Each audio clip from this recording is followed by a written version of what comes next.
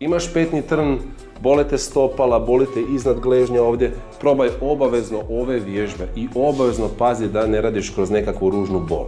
Dakle, sjedneš ovako i sada na izmjeniču ćeš zatezati ovako stopala, 2-3 sekunde, promijeni, zadrži malo znači i gledaj da te ne boli nešto ružno. Sada stopalo ima i ovaj pokret, ovako unutra i prema van.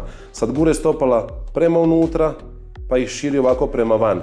Pazi da ti se ne savijaju koljena i ne rotiraju kukovi. To je često što vidim da ljudi griješe. Znači krenu ovako raditi pa nešto šire koljena i kukove. Dakle, potpuno mirna koljena stisnuta u podlogu, kukovi stisnuti, stražnice i samo pokret iz stopala.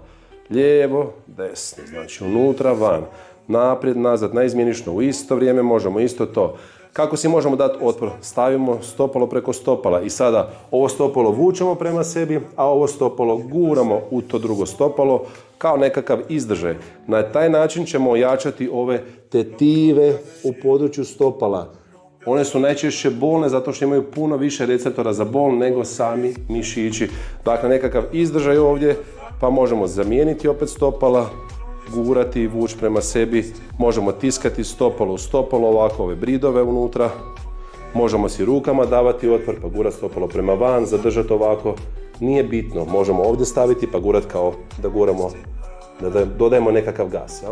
Isto tako možemo ovako prekrižiti nogu preko koljena, staviti dlan ovako tu i vučemo stopalo i guramo kao da hoćemo ovaj pokret napraviti.